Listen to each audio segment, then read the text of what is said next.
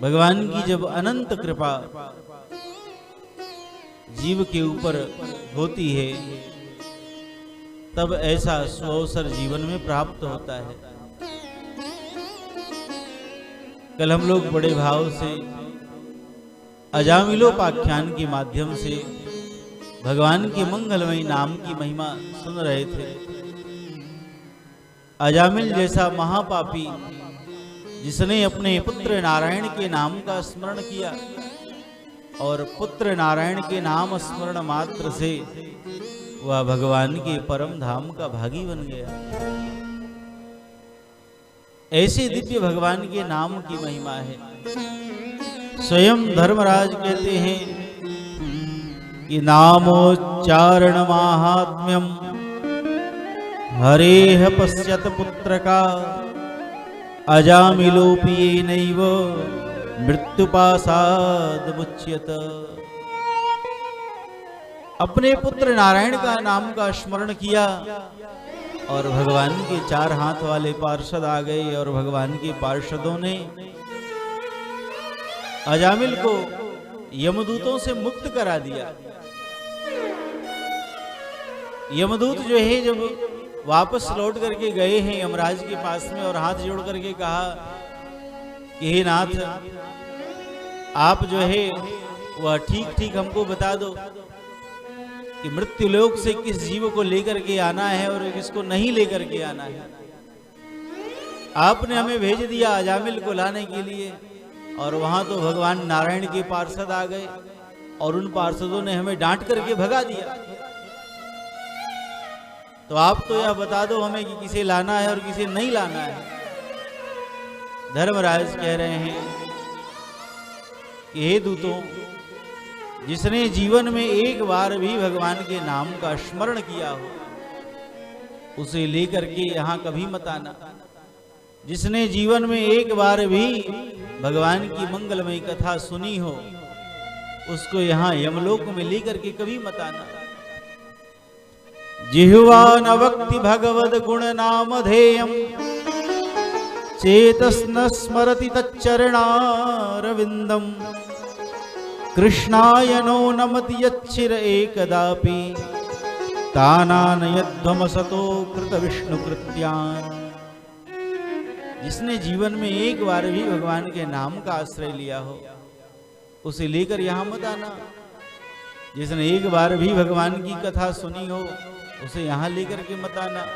जिसने एक बार भी भगवान के चरणों में प्रणाम कर लिया हो, जिसका मस्तक एक बार भी भगवान के चरणों में झुक गया हो उसे लेकर के यहाँ मत आना।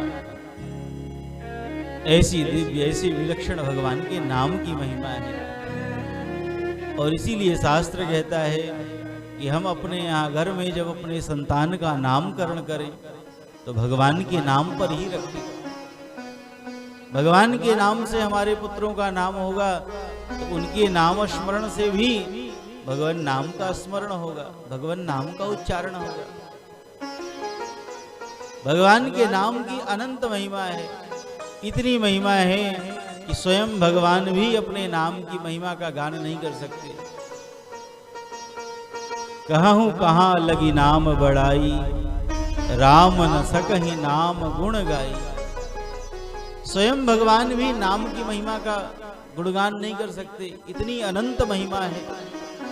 भगवान से भी श्रेष्ठ भगवान के नाम की महिमा है।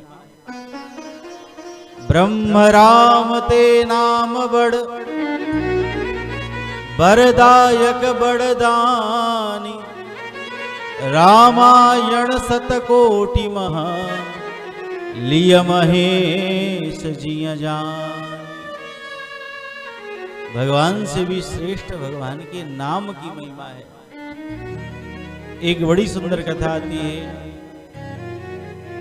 जब राम जी रावण के साथ युद्ध करने के लिए चले, समुद्र के तट पर भगवान शिव का पूजन किया, भगवान रामेश्वर का पूजन किया। और रामेश्वर का पूजन करके जब समुद्र में पुल का निर्माण करने लगे तो महाराज नल नील जो हैं वह विशाल पर्वत खंड पर, पाषाण पर भगवान का नाम लिखते हैं, राम राम राम।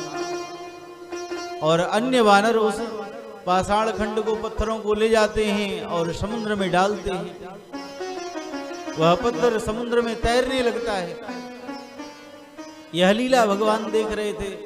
भगवान ने सोचा, राम जी ने, कि यह वानर हमारे नाम को लिखते हैं और यह पत्थर तैरने लगता है, तो क्यों न हम अपने हाथ से ही पत्थर को समुद्र में डाल करके देखें। राम जी जो हैं वह एक किनारे चले गए और एक पर्वत खंड उठा करके जैसे समुद्र में डाला, तो डालते ही वह पर्वत डूब गया, वह पत्थर डूब गया। दूसरा पत्थर उठाया, समुद्र में डाला, वह भी डूब गया। तीसरा डाला, वह भी डूब गया। राम जी को पसीने छूटने लगे। तब तक पीछे से यह लीला देख रहे थे श्री हनुमान जी महाराज। हनुमान जी ने मुस्कुराते हुए कहा, प्रभु यह क्या लीला हो रही है। राम जी ने देखा कि हनुमान जी ने देख लिया है। राम जी ने कहा, हनुमान जी एक बात समझ में नहीं आती, ये हमारा नाम लिख करके बानर जो हैं वह शिलाखंड समुद्र में डालते हैं और वह तैरने लगता है, और मैं अपने हाथ से शिलाखंड उठा करके और समुद्र में डाल रहा हूं और डूब जाता है, क्या बात है। हनुमान जी कह रहे हैं, प्रभु यह तो बिल्कुल ठीक ही हो रहा है। राम जी ने कहा, क्यों? बोले, हे प्रभु, जिसको आप छोड़ दे हुए वह तैर कैसे सकता है, वह तो डूब ही जाएगा। आप अपने हाथ से छोड़ देंगे तो वह तो डूब ही जाएगा, लेकिन जिसने आपके नाम का भी आश्रय ले लिया, हे प्रभु, वह कभी भव सागर में डूब नहीं सकता है। राम जी मुस्कुराने लगे हनुमान जी की इस चतुरता को देख करके। तो भगवान से भी श्रेष्ठ जो है वह भगवान के नाम की महिमा है।